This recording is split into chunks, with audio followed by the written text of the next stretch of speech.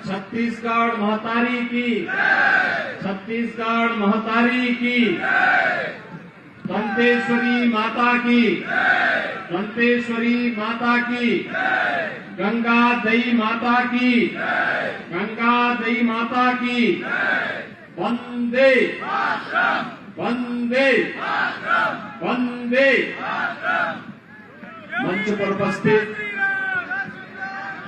Bharatiya Janata party के राष्ट्रीय कोषाध्यक्ष अनुसूचित जनजाति मोर्चा पूर्व सांसद श्री दिनेश कश्यप जी,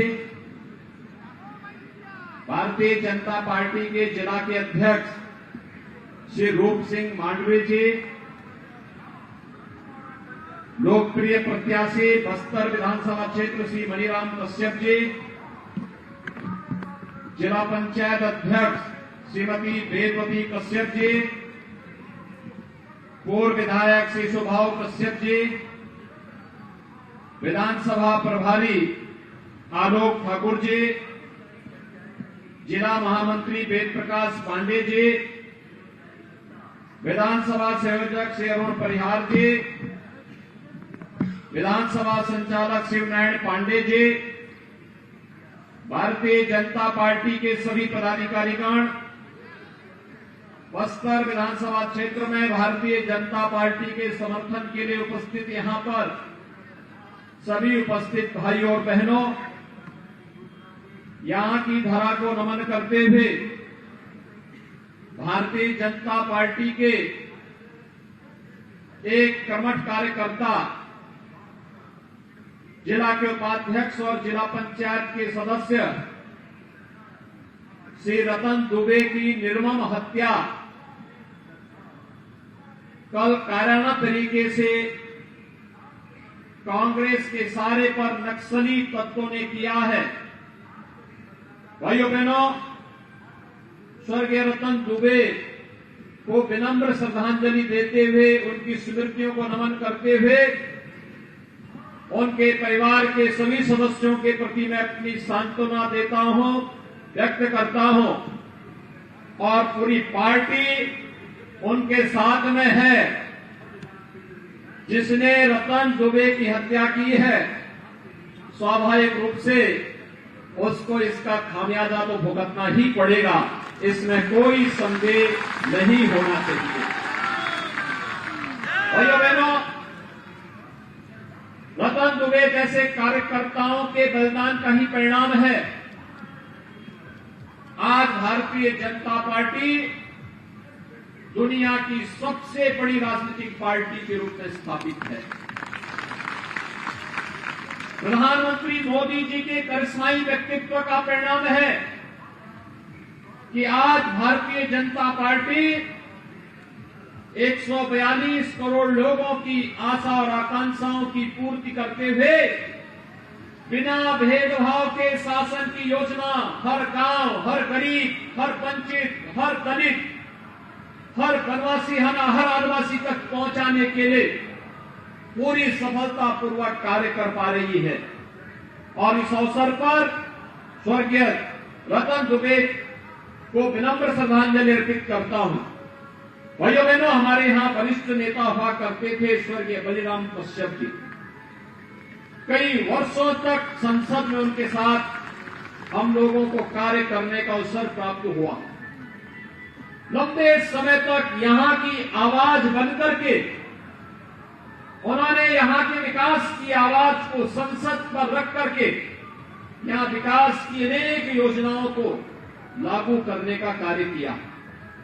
भले ही यूपीए की सरकार उन कार्यों को आगे न बढ़ा पाई हो, लेकिन भाइयों बहनों, प्रधानमंत्री मोदी जी के नेतृत्व में आज बस्तर के लिए आई हुई 12,000 करोड़ रुपए की परियोजनाएं स्वर्गीय बलिराम कश्यप के प्रति विनम्र श्रद्धांजलि को अर्पित करती है।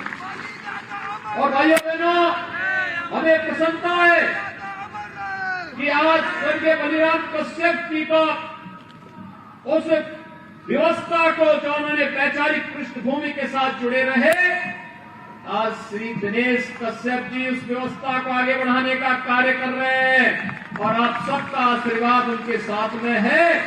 मैं इस अवसर पर स्वर्गीय बलिराम कश्यप जी को भी अपनी विनम्र श्रद्धांजलि अर्पित करते हुए उनकी स्मृतियों को नमन करता हूं।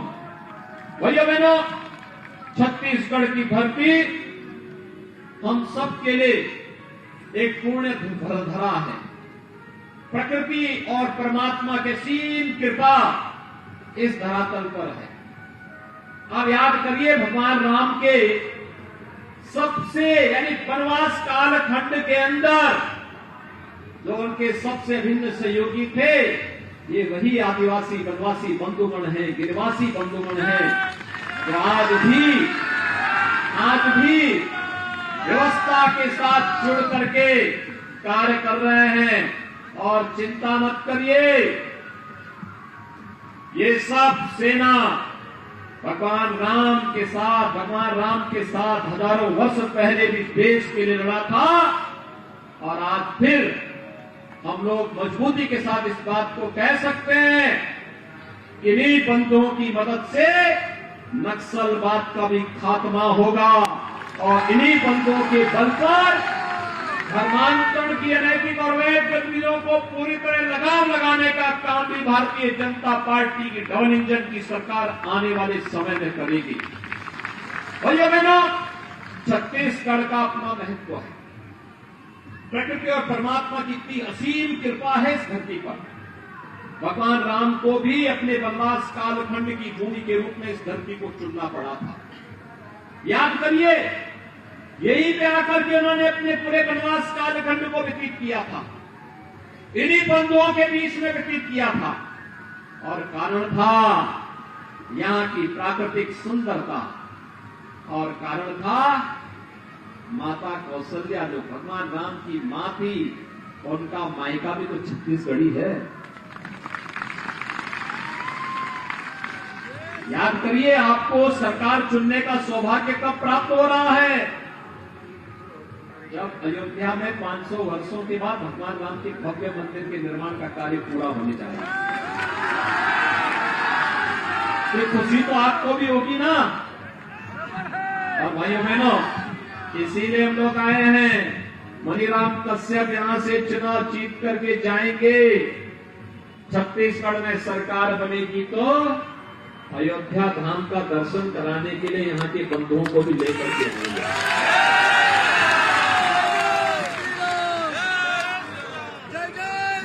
भाइयों बहनों,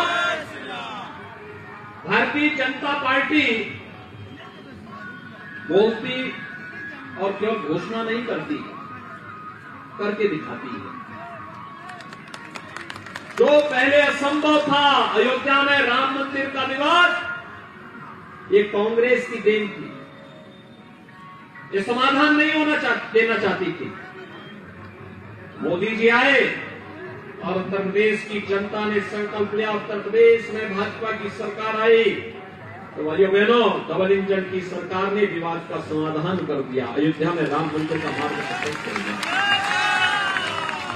भाइयों बहनों, ऐसे ही गरीब के लिए मकान नहीं, यह काम मोदी जी ने देश के अंदर 4 करोड़ गरीबों के लिए मकान दिए, लेकिन पिछले 5 वर्ष में 16 लाख मकान छत्तीसगढ़ के गरीबों के लिए दिए थे। लेकिन भाइयों बहनों, भूपेश बघेल की सरकार, कांग्रेस की सरकार ने यह पैसा भी बंदरबांट कर दिया। ये पैसा यहाँ के गरीबों के उत्थान के लिए था, उनके सिर को ढकने के लिए था। प्रधानमंत्री जी ने जो पैसा भेजा था, क्या उससे मकान मिला क्या यहाँ के गरीबों को? क्या यहाँ गरीबों को मकान मिला? नहीं मिला।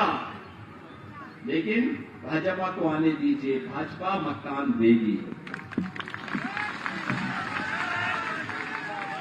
18 लाख गरीबों को प्रधानमंत्री आवास योजना फिर से उपलब्ध करवाने का वायदा लोक कल्याण संकल्प पत्र में परसों माननीय गृह मंत्री जी ने, डॉक्टर रमन सिंह जी ने परसों घोषणा कर दी है।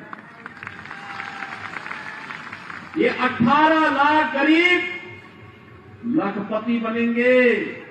याद रखना, यह काम केवल भाजपा ही कर पाएगी। भाइयों बहनों, हर घर नल योजना से घर घर जल मिला। मोदी जी ने पैसा दिया था। उत्तर प्रदेश में हम लोगों ने 150 लाख यानी 1.5 करोड़ परिवारों को हर घर नल दे दिया। हर परिवार में आरओ का पानी पहुंचा दिया। शुद्ध पानी का मतलब बीमारी का समाधान हो जाना, पूरी तरह समाधान हो जाना। और उस बीमारी को पूरी तरह मुक्त करने के लिए व्यक्ति स्वस्थ रह सके, इसके लिए यह कार्य मोदी जी ने पूरे देश में लागू किया। छत्तीसगढ़ में ये पैसा भी बंदरमांट हो गया। हर घर नल योजना मिली क्या? नहीं मिली। यहां पर किसी भी योजना को प्रभावी ढंग से छत्तीसगढ़ में कांग्रेस की सरकार ने लागू ही नहीं होने दिया है। और इसीलिए यहां का गरीब बेबस एक ही प्रश्न पूछता है और पूछ रहा है, हमन लोग को नहीं मिलिस, आप लोग मिलिस का? यही तो प्रश्न पूछता है कि हमें तो नहीं मिला, क्या आपको मिल गया क्या? वही बेबस तरीके से कहता नहीं मिला। भैया मैंने ये बेबसी, ये लाचारी कब तक? ये कांग्रेस ये गरीबों का हक हड़प ले रही है। ये कांग्रेस गरीबों के हकों पे डाका डाल रही है। ये कांग्रेस यहां के संसाधनों पर डकैती डाल रही है। यहां पे कोयला घोटाला हो रहा है, यहां पर खनन घोटाला हो रहा है, यहां पर नौजवानों को मिलने वाली नौकरी में घोटाला हो रहा है।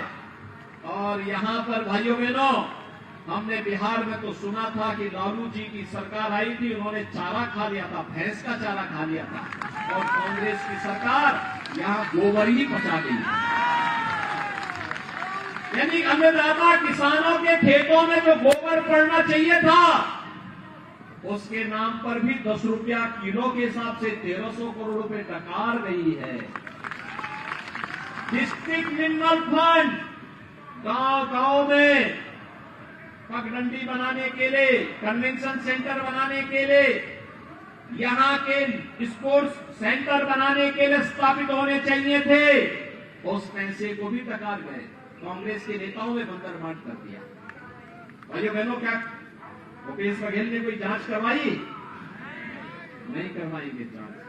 हम आएंगे, हम जांच करवाएंगे, भाजपा जांच करवाएंगे, दोषियों को जेल भेजेगी और ऐसी सजा करेगी जैसे उत्तर प्रदेश में देखते होंगे ना, माफिया के खिलाफ क्या होता है।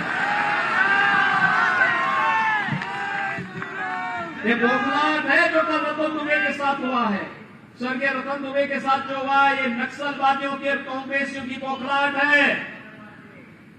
उनको मालूम है डबल इंजन की सरकार आ रही है और आते ही इनकी छाती पर भी यूपी का बुलडोजर बांधेगा इनको।